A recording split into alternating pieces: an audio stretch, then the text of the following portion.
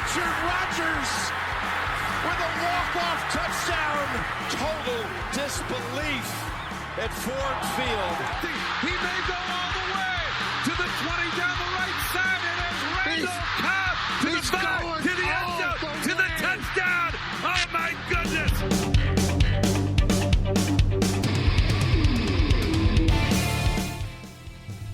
Hey everybody, welcome to the Green and Golden Boys, a Packers podcast for fans who are wondering, how did the Packers do in the 2022 NFL Draft?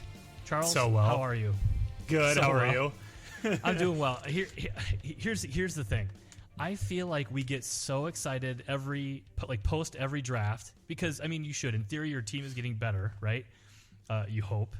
And I think we always overhype these draft picks because, like Peter Bukowski would say, and a lot of coaches would attest to, like, rookies for the most part aren't very good. You know, our best players have had to have years of development before they really made a meaningful impact. I don't know that that's going to be the same with this class. I think there are a couple guys we picked up that could come in and kind of help out immediately. I just don't think any of those guys are going to be on the offense. What do you think?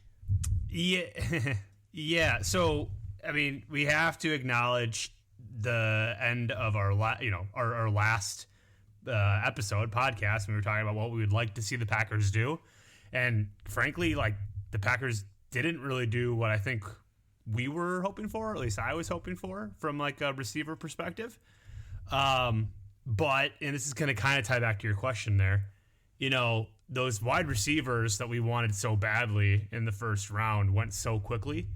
And I think because of that, to your point, offensive players might not have as big of an impact in year one. I mean, obviously there's exceptions to that rule. But I think potentially our first rounders have a real chance at making an impact right away next season. Obviously Rashad Gary took a few years to get going, but I mean, we picked two guys from one of the best defenses in college football and ended up winning a national championship essentially because of that defense. So, although I'm disappointed we didn't get a receiver in year one based on the way in round one, based on the way the board ended up falling. I mean, I'm kind of okay with how things shook out. Yeah, I mean, I would agree. I think you look at these two guys in the first round, and they're playmakers on Georgia's defense, and I think they're going to be able to come in and help our defense right away. I mean, you have, like you said, two guys from a championship-winning defense. They're going to reunite with their old teammate Eric Stokes, who we all know had a pretty good rookie year as our newest cornerback. But you know, you've got linebacker Quay Walker, who by all accounts is kind of a genetic clone of DeAndre Campbell. And if you have two guys that are, you know, 6'4", 225 pounds at inside or outside linebacker, with the kind of speed that he has, I mean, you're talking about a guy that not only is, you know, big and strong, but, you know, he can chase down running backs and quarterbacks and receivers. I mean, he's going to be able to help Devonte Campbell defend the middle of the field and rush the passer too, I think, which is, you know, something we don't see a lot from Devonte Campbell, but, you know, maybe Quay Walker can be kind of moved around a little bit in that linebacking core. You know, he might line up on the outside, you know, obviously line up on the inside, defend some passes and things like that. But I think he's also going to help with the run defense as well. And then Devonte Wyatt, I think you're going to hear a lot about this guy. You know, some negative things that you've heard probably are some off the field issues, and you know, by all accounts, those were isolated incidents, or it was an isolated incident, and you know, some furniture got broken or something, and it was more of a verbal altercation than anything else. You know, he didn't put his hands on anybody or anything like that, but certainly someone to keep an eye on. And I think in Green Bay, you probably have the best environment for somebody who's right from any type of background like that. Not a lot to do. Hopefully, he can't get into much trouble in Green Bay, but. You know, a guy who fell, I think a lot of people had him pegged early on as like a top 10 pick, you know, fell to the Packers at 28. But, you know, another guy that can kind of complement Kenny Clark. He can rush the passer from the inside. You know, he can stuff the run. And you're talking about a really good defense already, but with the addition of these two guys, I mean, the Packers could have a top 8, top 10 defense this year. You know, it's kind of funny. I feel like the Packers draft for like what we needed 5 years ago. Like when we got routed by the Falcons in the NFC Championship game 3-4 years ago, I feel like our biggest complaint was we didn't have dynamic and athletic linebackers. And then Campbell comes around, kind of changes the narrative. And here we go with Quay Walker with basically reinforcing that narrative. And then how many years in a row has the defense been pretty darn good, but that run stop, just hasn't been there. So I feel like if these guys work out, and to your point, nobody knows anything. Nobody knows how any of these guys are going to fare, right, in the NFL. But if they could be, if one of them can be day one starters, and if the other one can be, having meaningful snaps here this season, I mean, as a defensive core, we got to feel pretty good as Packer fans. Corners, linebackers, I think that was one of your issues last episode that you wanted to see taken care of.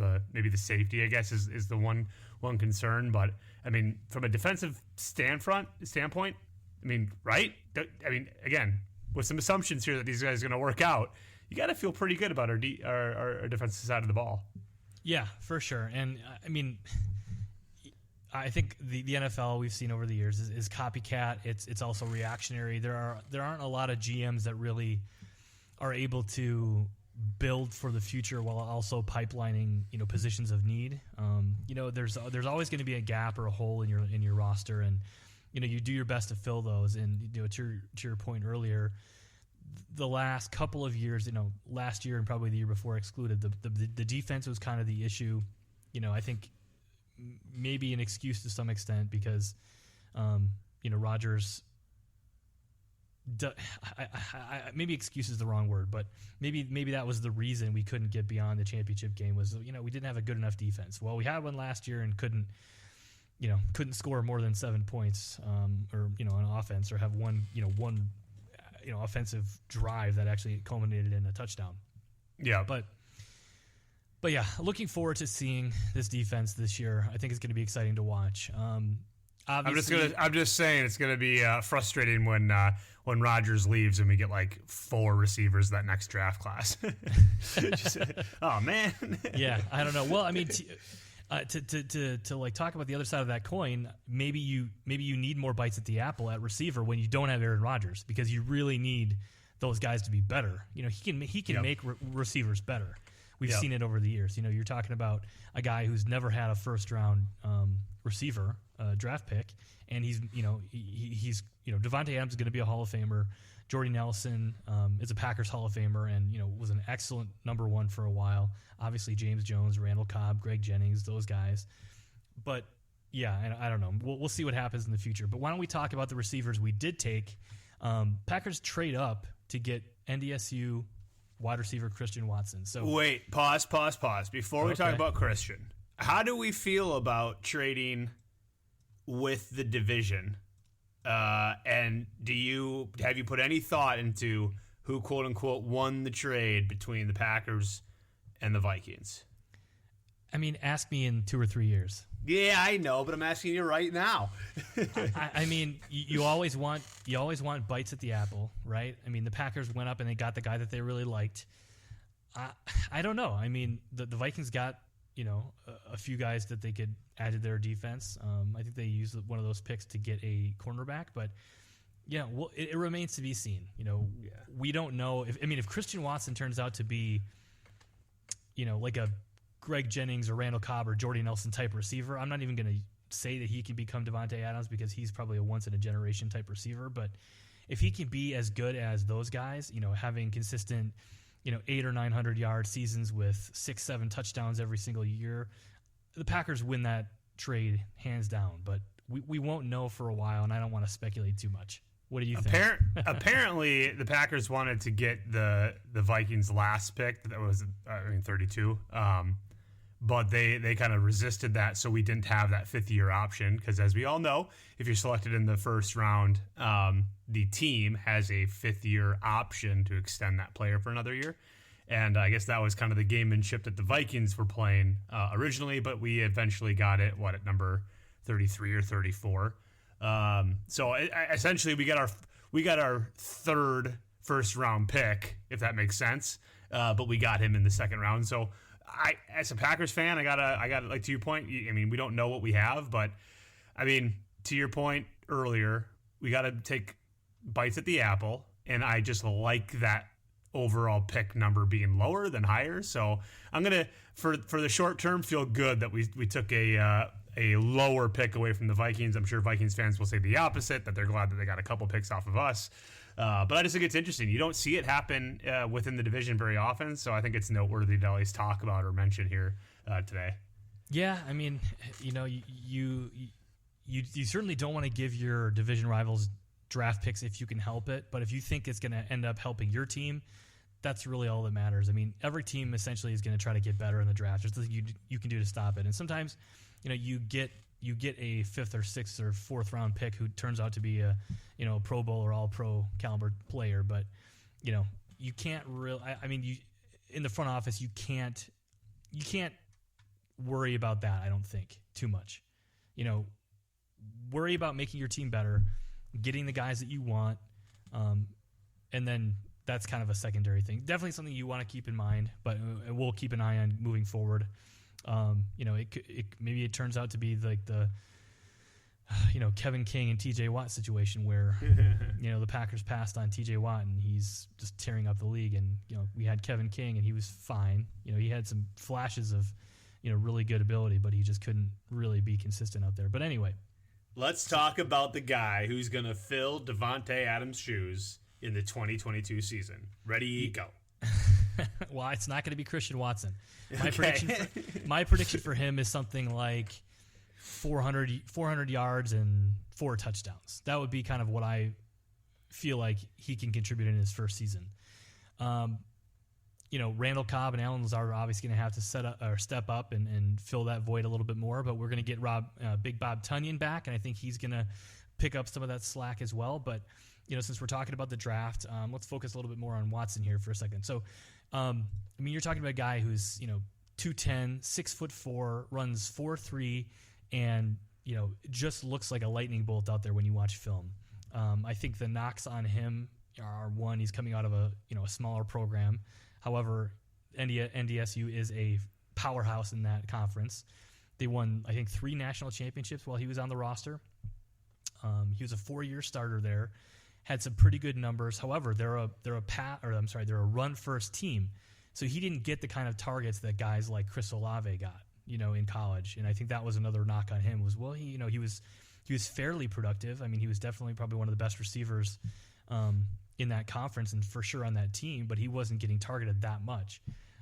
The other so knock, is that a knock on him? I mean, if he's able to flash a little bit with limited, targets, I mean, can you turn that into a positive for me? Can I spin that into a positive? I mean, you said it. He was able to contribute even though he didn't have the type of targets that those other guys had. You know what I mean? There you go. He's definitely going to be a good receiver for us. I don't think it's going to happen for at least his second season. I think the other knock you're going to see a lot on him is that he drops the ball a lot. When they evaluated those top 10 wide receivers, him being one of those, he had the highest drop rate of any of those 10 players, which is a little bit concerning. I'm going to quote an article I read today from PackersNews.com, and it says, it's talking a little bit about the rookie camp, and it says here, Christian Watson flashed the quick twitch that aids his precise route running, along with bursts of speed. However, he also had enough drops to be noticeable, something that was a concern during his evaluation process. So if you're watching Chase could not catch the ball for the first 2 months of camp, and now look at him. I'm just saying, he could be just like Jamar Chase next year. That's all I'm saying. Well, and if we want to use a Packers analogy, I mean, Devonte Adams, he couldn't catch for his first probably 2 years. I mean, he really 2 or 3. Yeah, he really turned it on in his turned it around in his third season. But I mean, James Jones too, right? I mean, some of these guys just have a hard time adjusting. Yeah, I think the counterpoint to that is, when those guys were rookies, we had Greg Jennings, we had Devonte Adams, we had Jordy Nelson. Jordy Nelson. We had number 1 receivers that could kind of. We weren't in a position where we. Donald Driver, right? No, that's right. Yeah, when we drafted Jordy and Greg Jennings, we had